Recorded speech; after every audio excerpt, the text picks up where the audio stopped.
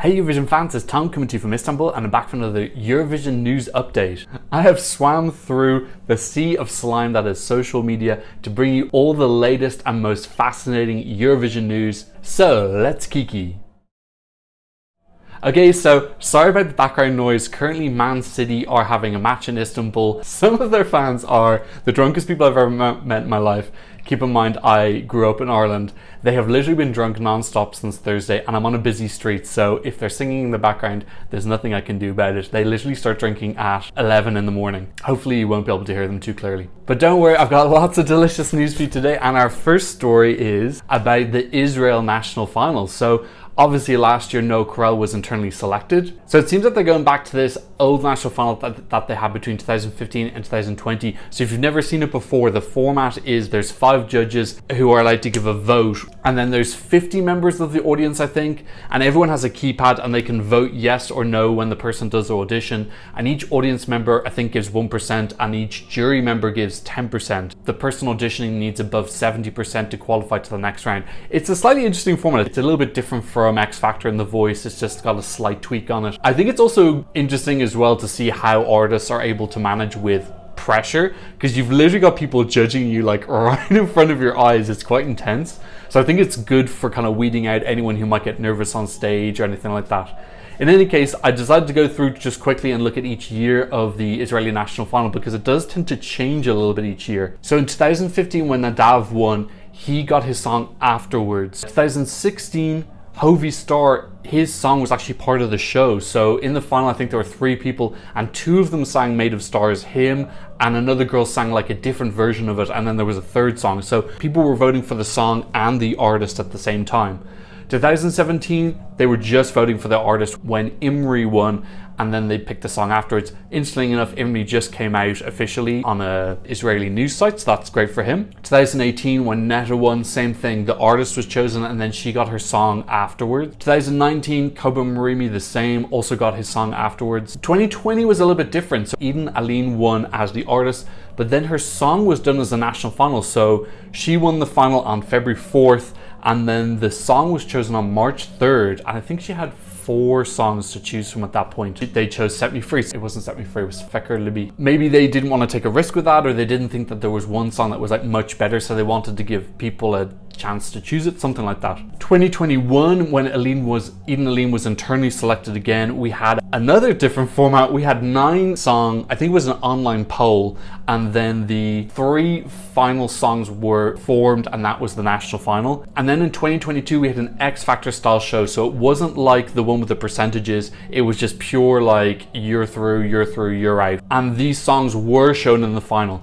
So we have a trend here where it changes every single year. I don't know why they have so many variations in what they do, but sometimes it's the artist chosen and then sometimes it's the artist with the song. So Michael Ben David, Bextor, and these songs were shown in the final. So we have a both one with the song that they were chosen. Based on what's happened with previous shows, it looks like we're going to just choose the artist, and then afterwards either there may be a small national final like there was with Eden Aline in 2020, or we might just get given a song that's being written for the person who wins. Genuinely, I think Israel's been doing really well lately. Obviously Michael Ben David didn't qualify, but he was 2nd in the running order and he was in a very difficult semi-final. Otherwise I think Israel's results recently have been really great, like qualifying so consistently. So yeah, they don't need to do a massive change to their system, but it's nice to see that they are changing like small things around to try and fine tune it. Speaking of national finals, we've got some news from the sky, and it's that Norway's national final is getting a small revamp. So as you know, all Eurovision songs must be publicly released after the 1st of September. The cutoff point will be the 1st of September 2023 for the 2024 competition. But what Norway are doing this year, any song that comes into the public domain after September 1st, they say can be eligible to be an MGP. Now let me explain that. Normally with MGP and every national final, the first time that you hear the song is when it's officially released before the show, or when you watch it live, for example like Melody Festival, and the first time you hear the full song is in the live semi-final. But this year they're suggesting that anybody who releases a song after September 1st is eligible to enter. So I think what they're looking at is that if someone releases a really amazing song and there's amazing public feedback to it, the public can get behind and say you should submit submit your song to Melody Grand Prix, and then at that point they'll see, okay, what are our options? The benefit of that is that they can see what is the public reaction to the song. Do people actually like this? Does it have good feedback? Does it work? And I suppose it'd be interesting to see what is the percentage of songs that are chosen that way, and what percentage are going to be ones that are kept a secret until they are released at the latest date or released on the show. So it's an interesting thing to try. I saw some people commenting that they worry it might lead to more pressure on artists to change things or to put their songs into competitions that they maybe don't want to do. I don't know, I honestly don't know how it's going to go. I think it's a very interesting concept. And you know, really, I suppose it kind of makes a little bit more sense, because it's almost like you get to see all the products in front of you and say, okay, well, these are the 10 best products of people who actually want to go forward. So yeah, I'm really interested to see how that's going to turn out. And while we're on the topic of MGP, Alessandra has just dropped her new song, which is called Pretty Devil, and oh my god, it's a freaking bop. You need to go listen to it immediately. It is really, really, really good. Very upbeat. I don't know why, I get a little bit of Michael Jackson vibes from it as well. Yeah, really loving this song. This song would qualify, and this song would also get top 10. So Alessandra, and it actually could maybe get top 5 if it had really fun staging with everyone going around pretending to be a pretty devil. It's got that kind of interesting concept that lends itself to some really cool staging. So Alessandra releasing back-to-back potential top 5 songs in Eurovision. She's one to watch out for. I'm not sure if she wrote it herself, actually. Let's have a look and see. They are so annoying, those people. Oh my god. This is literally constant. It's constant. And if I'm at home, I can hear them chanting. And it's 4 songs on repeat. They literally only sing. Oh my god, it's 4 songs. It's Hey Jude, Freed from Desire, No Limits, and Johnny Good. It's just those 4 songs on repeat. They don't know any other songs. It's turning my brain into mush. We don't have who's written it yet, but I'll be really interested to see that, because she was one of the co-writers for Queen of Kings. I don't know how much of that, whether that was just lyrical or if she actually wrote the song as well. But yeah, really great follow-up track from her. And great that she's using the momentum from Eurovision, releasing a really great song really soon afterwards. I hope this works out for her. This news just in. Joker Out are doing a tour in the UK, and their tickets for all of the UK dates sold out in 1 hour, which is crazy. Really, really great for them. Actually, they've moved to some bigger venues to try and accommodate how popular this was. Any artists who are thinking, you know, Eurovision, it's going to kill my career. Joker Out came 21st, and they've just sold out a bunch of venues in the UK. Now, let's be real. How many people in the UK knew about Joker Out before they went to Eurovision? I'm sure there were a couple. I don't think there was enough to sell out multiple venues within the UK. So this type of thing needs to be shown as an example to artists. If you're a good artist, even if you don't get an amazing result in Eurovision, you can still do well. Same with Snap, actually, last year by Rosa Lynn. She came 20th. Actually, maybe that's the magic place to come. You want to come 20th. For 21st. Next year it's going to be 22nd. Whoever comes 22nd is going to go super viral. I'm really, really happy for them. They're a quality band. I think at the end of the day, people have it in this thing that they're not going to get a fair deal if they go to Eurovision. You know, sometimes it does happen, but even if you don't do extremely well, you still get the exposure. And if you've got a really good quality product and you're a quality performer, people are going to see that and you're going to pick up more fans. And while we're on the topic of Joker Out and Bojan, I saw this TikTok of Bojan performing with Käärijä in one of his concerts, I presume somewhere in Finland, and he was part of the Human Centipede, and he gave a big old booty tooch to launch Käärijä into the air. He almost threw him on the ground. I'm probably playing the video now as you speak without any sound on, because I don't want to get copyrighted for cha-cha-cha, because I got bills to pay, baby.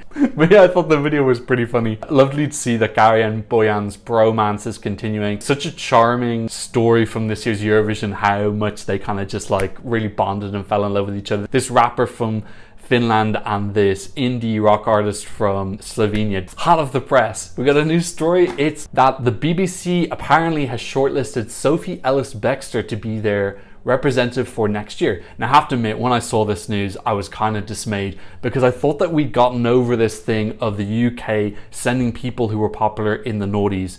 We have the same conversation every year. Are Steps going to represent UK? Are the drag queens from RuPaul's Drag Race UK? We have the same people being mentioned every single year. Once again, Sophie Ellis Bextor has been brought up. Look, I love Sophie Ellis Bextor. I think she's a good performer. She's got some great songs, but those songs are really a long time ago. They're 20 years ago now. Why is her name being brought up? She's not current. She's not doing big things right now. I know she's just released a new album, but we worked so hard to get the UK out of this mentality of, oh, just send someone who was big in the noughties 20 years ago. They tried that with Engelbert Humperdinck. They tried it with Bonnie Tyler. They tried it with Blue. Blue actually kind of worked a little bit. They came 11th. Still, just stop it. Stop it. Pick a person based off their song, or someone who's currently very popular, or not even currently popular. Just pick a good artist with a good song. That's it. Don't look for recipes in sending someone who had a #1 hit, Groove Jet, in 2002 or 3 or whenever it was. Hey Jude. You hear Hey Jude? It's the 3rd time I've heard it. Hey Jude this morning. Oh my god, Groove Jet was 2000. And there's nothing wrong with having hits in the noughties if you've also had hits in the last couple of years. That's fine. I'm not saying that that disqualifies you. I'm saying if you have to go back that far to find your really relevant music, then no, that's not a good sign at all. Well, since I've got blue and yellow here, let's talk a little bit about Sweden hosting. And we've got a bit of news about who's going to potentially host next year. Now, obviously, we knew that Stockholm were interested. They actually started preparing their bid in March. And Loreen herself has said that she wants it to be held there. Some news has come out that they want the theme of their bid to be sustainability and climate awareness, which I absolutely love. So cool. I don't think we've ever had anyone who's really gone heavy on that theme. We see a lot of the songs in Junior Eurovision being about environment and climate and whatnot, but nothing in adult Eurovision to the same degree. So I actually love that concept of a bid. Super cool, really relevant. We got to get Greta Thunberg on the stage. I know that some people are pissed off with her because she said she wanted Käärijä to win the final. I love Greta Thunberg. I think she's brilliant. I think she's doing so much for the planet. She's dedicating herself to raising awareness for a really, really important issue. And she's taken a lot of hits in the meantime. But yeah, hopefully she would get involved. Obviously, you know that Greta Thunberg is the daughter of Malena, who sang in 2010 with The Voice. Was it 2010 or 29? What was the year they didn't qualify? No, because 2011 was popular. So then maybe The Voice was 2009. It was 2009, yeah, because Anna Bergendahl was 2010. I remember that. That was the only year Sweden haven't qualified, and they were 11th. Oh, that year. There was thunder and lightning and earthquakes that year. That's a potential theme that they're going for. Really love that. I have a soft spot for Stockholm now because I lived there for 3 months in the winter 2008. I absolutely loved it. Jag pratar lite svenska. I speak a little bit of Swedish, and actually I'm going to start learning Swedish again in preparation for going there. I'm hoping to be going to whatever city is chosen. I actually stayed in Västra Skogen, which means Western Forest, so it was west of the city. I love it.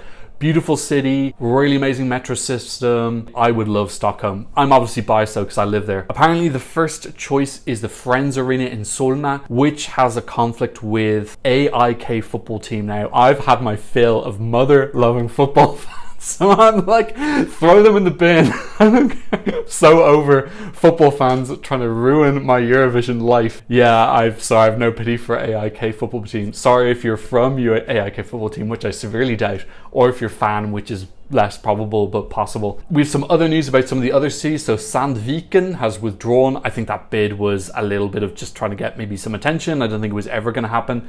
And then Göteborg, so Gothenburg, has also put their hat in. I'm just going to call it by its English name, Gothenburg. They've had problems because the Scandinavium Stadium, the roof isn't strong enough to hold modern lighting. So this is the problem that they've had. This is why they weren't able to host in 2016 or 2013. Apparently they found a solution to it now. So this is the thing. I think if they did find a viable solution for that, it would increase their bid possibility a lot, because obviously Stockholm hosted in 2016 and Malmö hosted in 2013. So it is Gothenburg's turn. But yeah, that's an issue that they have to sort out. Apparently the news story says that they're going to prepare a bid, but they're not going to release it until last minute. It would be interesting if I've also been to Gothenburg as well. I also thought it was a cute city. I only went there for a couple of days. But no matter what happens, it does seem like they're processing things like very quickly. I think that they said that the submission for bids was June 12th. So really like quickly organizing things. This is what I love about Sweden hosting. You just know everything is going to be super, super quick. And we've had so many like late tickets and stuff this year. It would just be nice to have a year where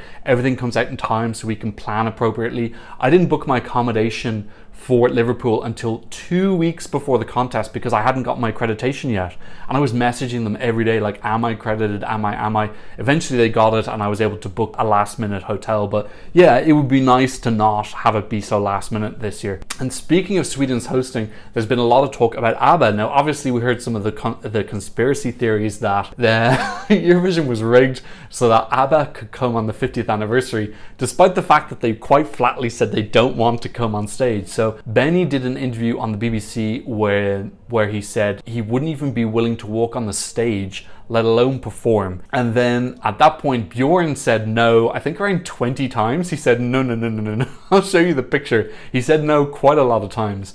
And they have this deal apparently that if one person says no, it's a no from everybody. So it's like a pact that they have. Now, since that interview, Bjorn has gone on to Swedish TV, I think it was Swedish morning TV, and said that it was a maybe. So maybe they're defrosting a little bit in how they feel about going on.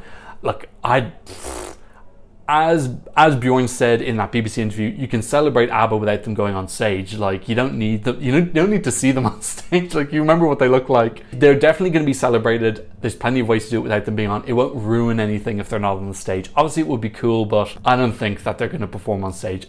Best case scenario, they like are in the audience or they're standing at the top.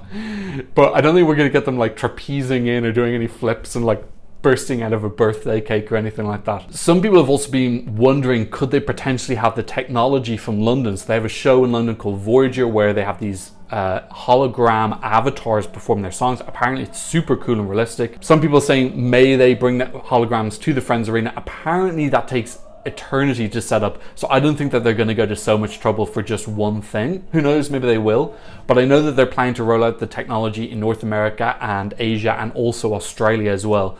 But from what I understand, it's so complex, I don't imagine they're going to do it just for a 5-minute interval segment. Let's go to some sad news, and that is that Slovakia are not coming back to the contest. Now, this isn't exactly shocking. Now, Slovakians will correct me if I'm wrong in the comments, but my understanding of the Slovakian situation is that, first of all, interest in the show is super low. We know it's also very low in Czechia as well, but also the head of the TV there used to be very anti-Eurovision, and I heard that there was going to be like a new election for who was the head of the TV, and there were 6 candidates. I think they were all men, or maybe 5 men and one woman. Presumably that's already happened, I'm not sure, but in any case, whoever got elected into the new post still doesn't like Eurovision and they're not coming back. I have to admit, I think this is like a big mistake. Now, this is just my personal opinion, but if I think you ask kids around Europe to name Slovakia, I don't think they would know that it exists or where it is on a map or anything. Let's be real, very, very few people know about it. Like obviously I do, I've been to Slovakia, I went to Bratislava, it's very pretty.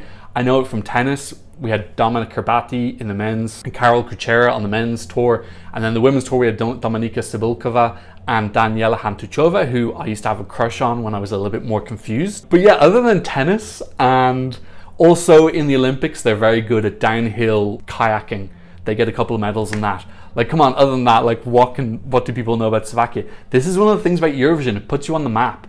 And it puts you on the map in the minds of children as well. People grow up knowing what your country is, what your flag looks like, where you are, because, you know, when they do the graphics of giving the points, you get to see where it is on the map, you get to hear the language. It builds up a personality and an identity for the country. So, look, if there's anyone who needs to kind of flag to people that they exist, I think Slovakia is one of them. I think Eurovision really does train geography into kids in a way that geography teachers could only dream of. Not being in Eurovision, you might as well just not exist. I'm joking. but am I joking? Yeah, I'm joking. Let's go to some happy news and then we'll end with some sad news. So happy news, let me find the happy news. It is here. Blanca Paloma has just gotten a recording contract with Universal Music. Is it Universal Music? Yes, Universal Music Spain. So, girl called Universal, you're about to be a star. But yeah, Blanca's gotten that. I'm really happy for her. I think she's one of the most beautiful people who've been in Eurovision for the last year. She made such an amazing impression on me, showing off her culture, her gentle, beautiful spirit. I thought the way that she handled her result in Liverpool was the epitome of grace. Coming down, meeting all the press, consoling people. She was just so classy. She must have been really upset with her televote score and she handled it so beautifully. And even in the moment when she got a result, she was blowing kisses and saying thank you. Just such a great representative for Spain. Hey Jude again. This is a different Hey Jude from the last one that you just heard 5 minutes ago. These people are the worst. Okay, and our last story, I'm afraid, is a little bit of a sad one. Oh, should I finish on a sad story? It's not that sad. Kazakhstan are leaving Junior Eurovision. If you don't know, Kazakhstan has been competing in Junior Eurovision for around 5 or 6 years now. They actually usually do pretty well. I think they've come second twice. Yes, they've competed 5 years, they've come second twice, and then also 6th and 8th. So they've come top 10 like 4 out of 5 times. Now last year they did come second last. In fairness, I reacted to the studio version of that song. I thought it was really cool. I think I put it as my number 3, but the live performance was an absolute flop. Sorry, it just was like vocally, it sounded really off. And then also staging wise, they just have the same staging every single year. It's like this intense Disney ballad with nature, destruction, dystopia theming, and it just felt a little bit samey, just having the same thing for 5 years in a row. I'm not sure if that's the reason they did bad. I think it was more just the vocals just were really off. I'm not sure if that's the reason they withdrew. If they is, I think it's a bit ridiculous because Ireland's been in Junior Eurovision for years and we only got our first top 10 this year with Solas, Sophie Lennon being an absolute legend, and they had 4 of them in a row, including 2 top 2 finishes. So I think if you suddenly go second last 1 year and then you pull out because of that, maybe could be a financial thing, I don't know. They're still saying that they're hoping to broadcast it and then hopefully they'll come back next year, but it could also be that their plan was to be in Junior Eurovision with a view to entering Adult Eurovision. I'm not sure what discussions are like behind the scene with that. Obviously Kazakhstan is not a completely open democracy. I don't think they've ever had what has been deemed completely fair election, so that might be one of the issues. I'm not sure whether the EBU cares about that or what the reasoning is, but yeah, they haven't brought them into Adult Eurovision yet. And considering that they have a financial problem right now with Russia and Belarus being excluded and then North Macedonia, Bulgaria and Montenegro withdrawing, there is a slight financial drain. So you would think if the EBU were planning to bring in Kazakhstan, maybe now would be a good time because they need extra money and they haven't. So there are obviously some sort of barriers that they just are not feeling it or they don't want to let them in. If they sing Hey Jude one more time, I swear to God, I'm just gonna freak out. Can I finish on some good news? What good news do I have? Gosh, I can't think of any good news off the top of my head. Yes, I know how we can finish on a good note. Let's talk about some of the donations. So a couple of shout outs. Thank you so much to Taru, Casey and David D for supporting me on Buy Me a Coffee. Thank you so much for keeping me fed and caffeinated. Your support is very essential to my existence. So thanks so much for that. If you want to support my content creator journey, I'm trying to make content all the way up to next Eurovision season. There are links in the description down below. But as always, thank you just for watching my videos. If you have an opinion about any of the stuff that I've talked about today, make sure you leave a comment in the comment section down below. Don't forget to give me a thumbs up, and thanks so much for watching. See you in another Eurovision update video very soon. Goodbye. Oh, that was all wrong. And thanks so much for watching. See you in another Eurovision update video very soon. Goodbye. Blah, blah, blah, blah.